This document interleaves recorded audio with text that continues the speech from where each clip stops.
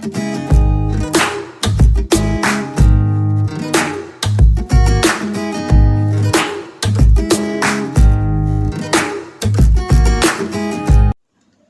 प्यारे बच्चों, हमारा टॉपिक चल रहा था definite integral as the limit of a sum, जो कि ये इम्पोर्टेंट टॉपिक था, 6 मार्क्स दिलाता है एग्जाम में।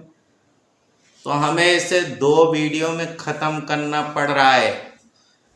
तो फिर से हेडिंग लगाएंगे, डेफिनेट इंटीग्रल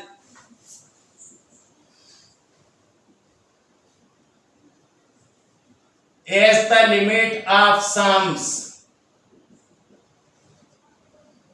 जब हमने बढ़िया सा फार्मूला बनाया था, ये बनाया था कि integral a to b fx dx is equal to limit s tends to 0 summation r is equal to 1 to n h f a plus r minus 1 into h। बोलो, बनाया था। h कैसे कैलकुलेट किया जाता था? तो h के लिए फार्मूला था, कहां पहुंचना है, कहां से चले और कितने टुकड़ों में।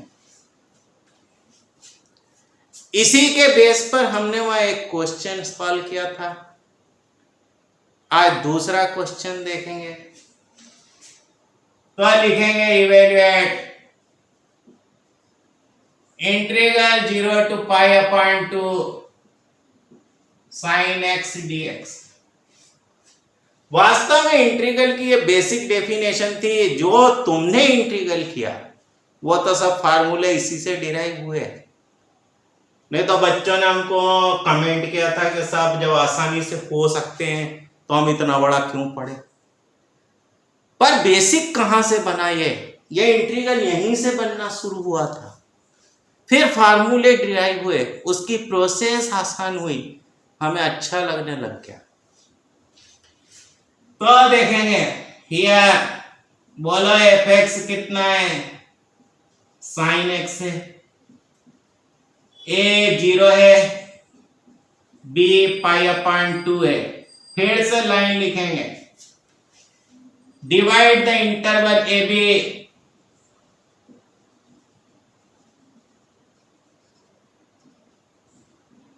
into n equal parts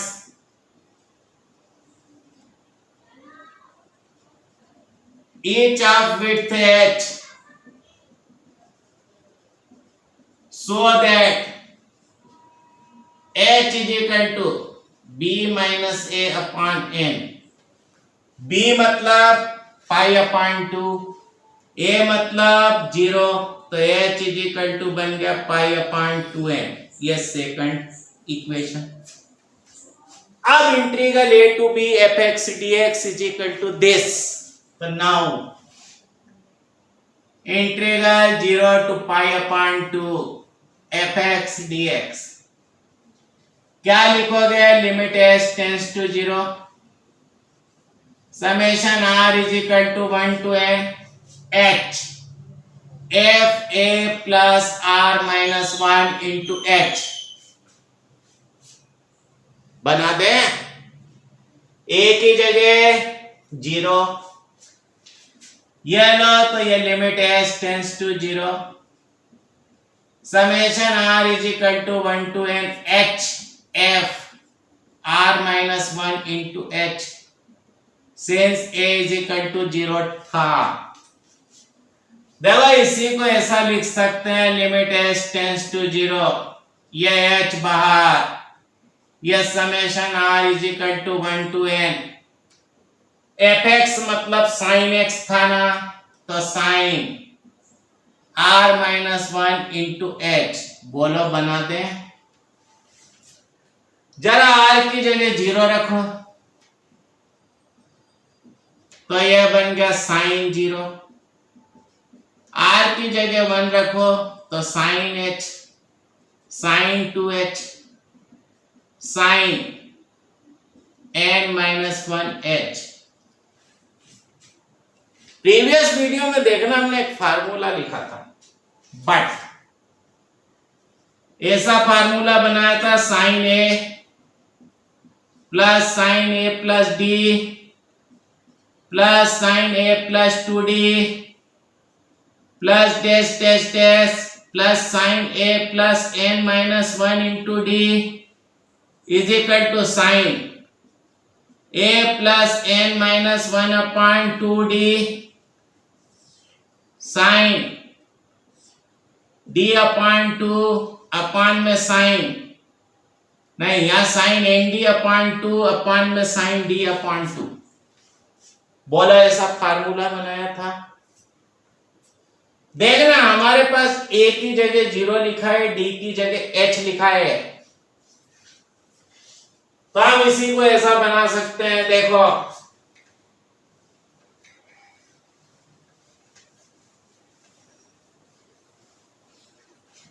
therefore 0 to pi upon 2 fx dx is equal to limit s tends to 0 h sin a मतलब 0 प्लस n माइनस 1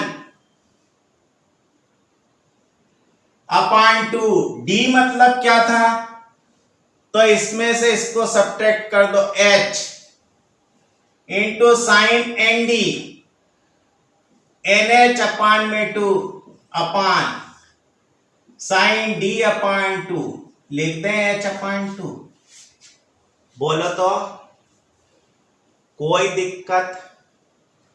पर जरा देखो तो NH कितना दिख रहा है, पाई अपॉन 2 दिख रहा है। अरे यहां देखो नंबर 2 में NH पाई अपॉन 2 था। जरा इस लिमिट को देखना, यहां h अपॉन 2 है तो हम इसको ऐसा लिखते हैं 2 limit h tends to 0 h upon 2 upon sine h upon 2। बोलो कर सकते हैं। NH की जगह हम लिखेंगे पाई अपॉन 2, तो यह बन गया साइन पाई अपॉन 4। अब एक और लिमिट बची है, कौन सी बची है, sign n minus 1 upon 2h।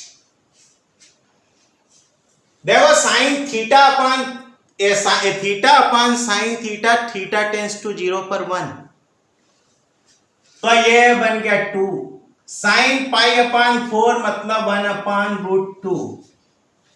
कितनी सी लिमिट बची, इतनी और, जरा इसे लिख दो तो limit h tends to 0 sine, देखना nh माइनस h अपॉन में 2,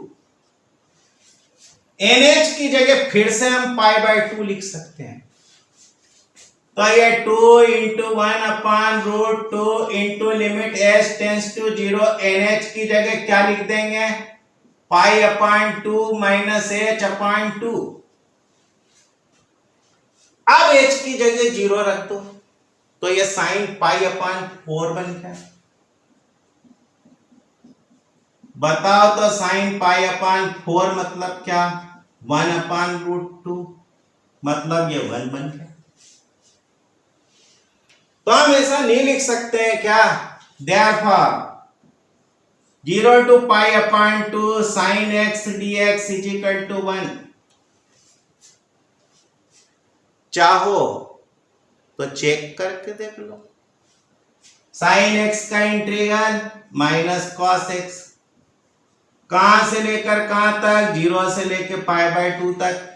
लोअर लिमिट पहले रख दो तो माइनस एडजस्ट हो जाएगा, cos 0 माइनस cos पाई अपॉन 2, देखो 1 वैल्यू आई। यह क्वेश्चन भी अक्सर एग्जाम में पूछा जाता है। एक और ऐसा ही क्वेश्चन है, ये हम इतने डिफरेंट तरीके के इसलिए ही करा रहे हैं कि 6 मार्क्स का सवाल है। तो लिखें अगला क्वेश्चन, वहां लिख के देगा कि इस डेफिनेशन को यूज कर इसे इवेल्युएट कीजिए। हम पूरा नहीं लिख रहे हैं, लिखना using the definition of definite integral as the limit of a sum, evaluate.